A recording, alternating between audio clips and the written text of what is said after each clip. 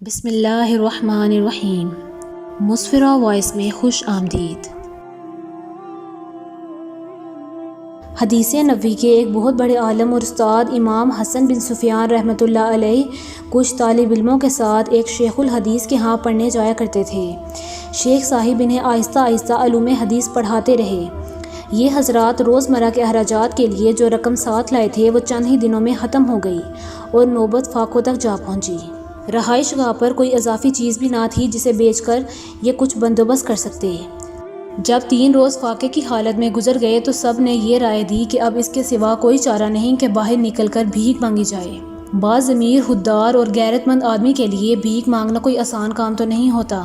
آخر یہ فیصلہ ہوا کہ قرعہ اندازی کی جائے اور طے کیا جائے کہ کون باہر جائے گا اور بھیک مانگ کر لائے گا۔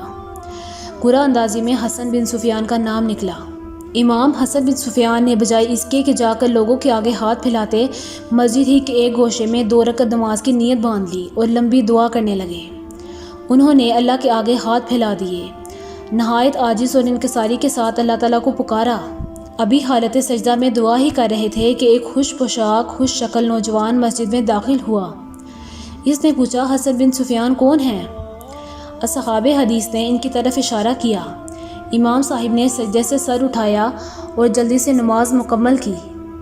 نوجوان نے ان سے مخاطب ہو کر کہا، شیخ صاحب، مجھے مصر کے موجودہ حکمران امیر احمد نے آپ کی خدمت میں بھیجا ہے۔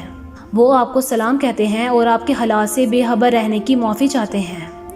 آپ کی ضروریات کا خیال رکھنا ان کے فرائض میں شامل تھا۔ وہ اس کوتاہی کی معذرت چاہتے ہیں۔ کل وہ خود آپ کی خدمت میں حاضر ہوں گے۔ انہوں نے آپ لوگوں کے لیے کچھ مال ارسال کیا ہے جو آپ کو قبول کرنا ہوگا۔ نوجوان نے ہر طالب علم کے سامنے ایک ایک ہتھیلی رکھ دی جس میں 100 دینار تھے۔